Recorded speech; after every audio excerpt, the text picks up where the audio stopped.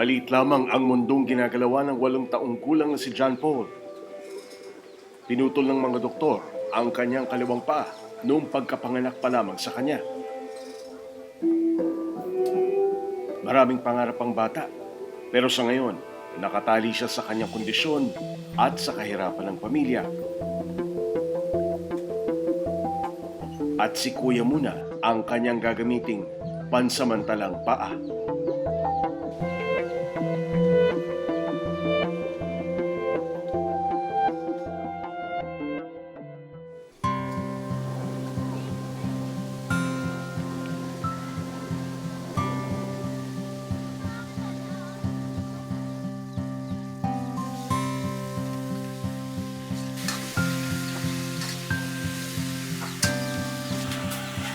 Pangalawa sa bunso si John Paul sa 10 magkakapatid.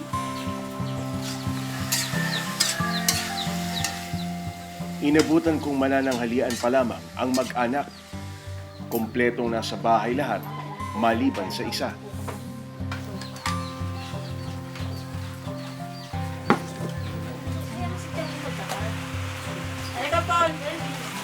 Kaya namang lumakad ng paluhod ni John Paul, ngunit ang problema, nagagasgas ang kanyang laman na nagiging sanhi ng pagdurugo ng putol na bahagi ng kanyang binti.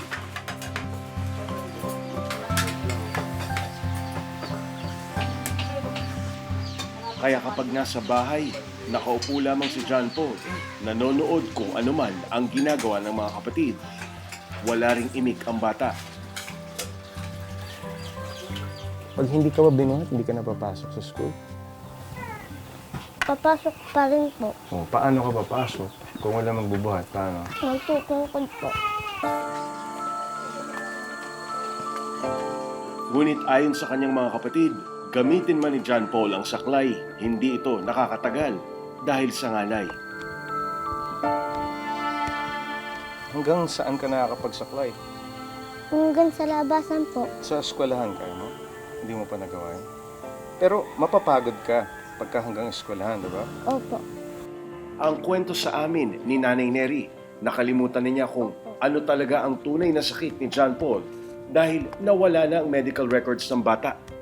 At naniniwala siya na may kinalaman ang paglilihi niya sa kalagayan ng anak. Yung pinanganak ko po siya, yung paa niya, parang longganisa ho. Kasi ho, naalala ko noon na kasalukuyan ho naglilihi ako. Lagi ko hong kinakain longganisa, pinapalamang ko sa tinapay. Ngayon, yung nilabas ko po siya, nakabitin yung buo niyang paa. Yung nilapit ko sa center ng Muntinilog, ang sabi ho, hindi ho nila kaya. Dinala naman nila po ako doon sa PGH. PGH na. Opo. Doon ho yung pinutol yung nakalawit niyang paa. Nag-decide yung doktor doon Opo. na puputulin. Opo. Bakit daw puputulin? Kasi nagkaroon daw pong infeksyon. Dito pumapasok ang napakahalagang papel na ginagampanan ng nakatatandang kapatid ni John Paul na si John Frederick at kung tawagin niya ay Kuya John John. Naawa din po. Gusto ko pong pumasok siya kasi nahiya po siya. Para kay Kuya John John, maliit na bagay ang pagpasan kay John Paul patungong eskwelahan kung ito man ang magiging susi sa pagkakaroon ng magandang kinabukasan ang kanyang nakababatang kapatid.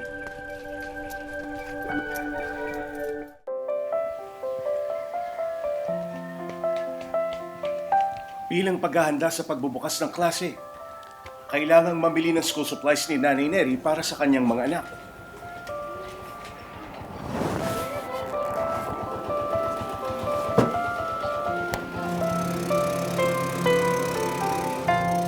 Isinama niya si John Paul dahil nasa trabaho ang kuyang na si John John.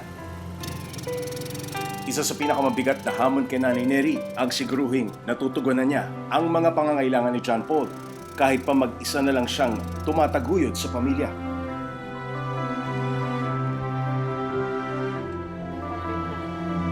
Ano gusto mo? Ano? Bag? Paul? Ayun. Panlalaki. Namamasukan bilang kasambahay si Nanay Neri sa kalapit na barangay mula Lunes hanggang Sabado. Pero malaking bagay na rin daw ang kinikita ni Janjan, pandagdag sa gastusin sa bahay.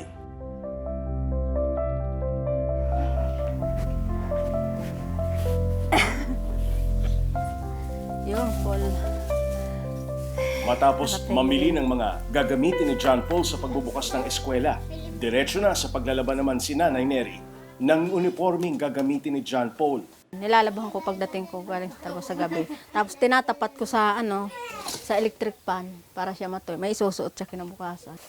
Hanggat may gagapang ni Nanay Neri ang mga pangangailangan ni John Paul, handa siyang gawin ang lahat. Pero may isang bagay na sa tingin niya ay may hirapan siyang ibigay sa kanyang anak dahil kulang ang kanyang kinikita mula sa pagiging kasambahay at labandera. Yun po ang sinasabi niya po sa akin na gusto niya magkaroon ng paa.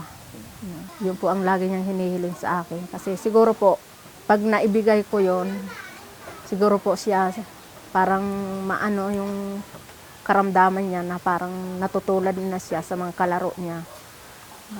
May paa na siya. Ang pakiramdam niya, buo na siya. Opo, yun, parang yun ang inaano niya sa akin. Sabi niya, Mama, pag ako nilagyan na noon, makakalakad na ako. Sabi ko, oo, makakalakad ka na. Di, hindi na ako tutoksohin. Sabi niya, hindi na, kasi may paa ka na. Ano pinagdadasal mo lagi? Magkapaa po ako.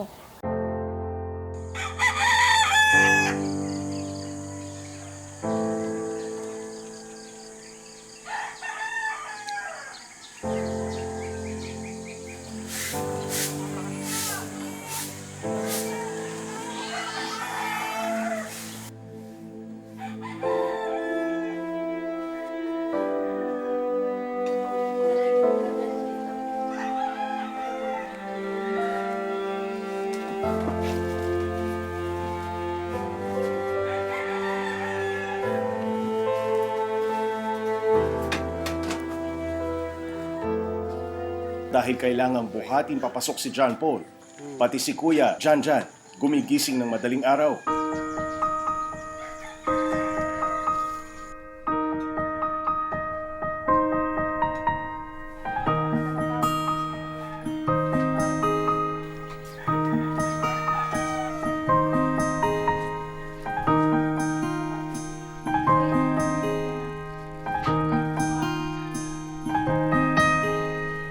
Mabuti na lamang at hindi kalayuan ang eskwelahan mula sa bahay ni na John Paul.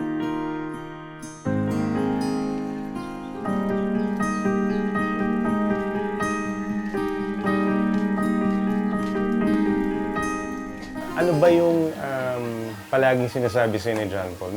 Nag-uusap ba kayo? Siyempre, madalas kayo magkasama eh. Oh. Araw-araw yan eh. Oh. Wala po, sinasabi niya po, may nanunokso sa kanya. Oh. Ano sinasabi mo? Kasi ko hayaan na lang po.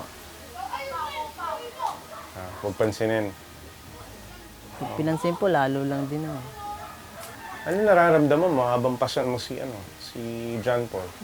May mabigat din po. Oo. Okay lang po yun. Para sa kanya din naman po eh. Wala pang 10 minuto, narating na ni na John Paul at ng kanyang Kuya Janjan ang Tibig Elementary School na may halos kalahating kilometro lang ang layo mula sa kanilang bahay.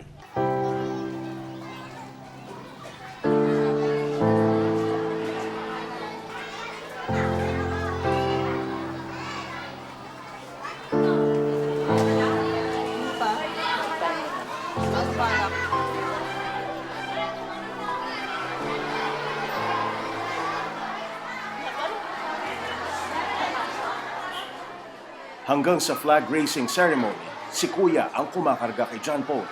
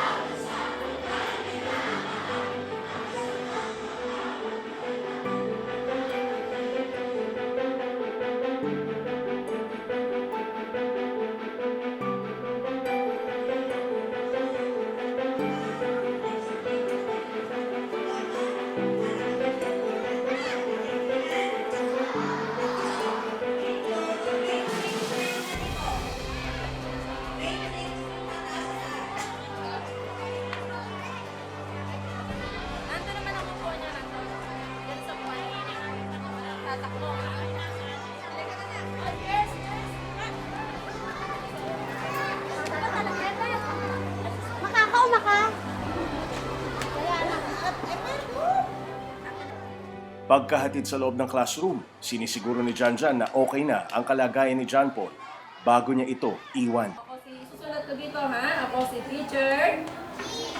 Cheat. Teacher, cheat. Teacher, cheat. Tapos, na? Kapag nag-umpisa na ang mga leksyon ng guro, exit na si Kuya patungo naman sa kanyang trabaho sa construction. Nakatabi lang halos ng elementary school.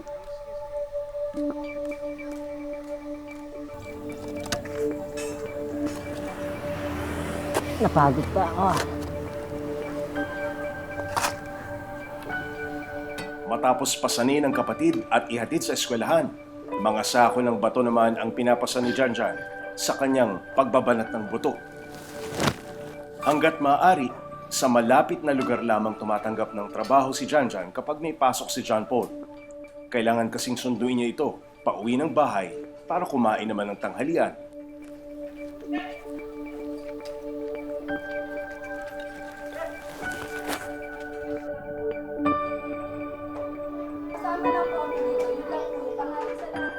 Tahimik lamang si John Paul sa loob ng classroom. Walang imik. Nakikiramdam lamang sa paligid. Nung isang taon kasi, may mga batang madalas na tuksuhin itong si John Paul dahil daw hindi kumpleto ang kanyang mga paa. Nahihiya po siya, ayaw niya po mag-CR. Tapos minsan po, binuli siya ng kaklase niya. So ang ginawa ko po, Paano kung binuli? Mas, sabi po, ay isa lang yung paa pag po siya naririnig mo nalabas. sa harap niya mismo? Sinasabi lang po ng ng mga kaklase niya. So ang ginawa ko po, tumayo po ako doon sa una, tapos pinagsabihan ko po yung kaklase niya. Simula po noon, hindi na po siya binuli. Hindi pa man natatapos ang klase ni John Paul, nakaabang na sa labas ang kanyang sundo. Bye, children.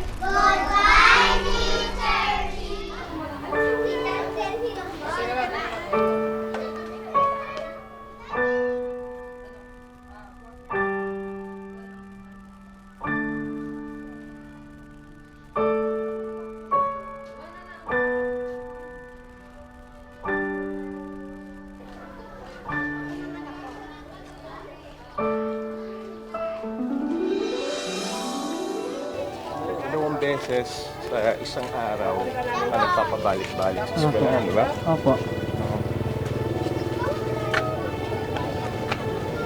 Di ba mahirap? Hindi naman po. Kapatid mo naman no? Opo. Pero siya, palagi kang inaabangan. Oho. Gano'ng kabigat? Hindi ko na po ramdam eh. Sanay na rin po eh. Sanay ka na. Pero mga ilang kilo. Hindi ko po Kaya naman tansya eh. Ako, subukan ko. Paano ba? Ito. Aha. Oo. Ayan, oh. Nahawakan mo lang dito. Opo. Para hindi siya magutla baka lumiyad po eh. Ano dyan po? Okay ka lang? Tabi ka lang, tabi ka lang sa tao.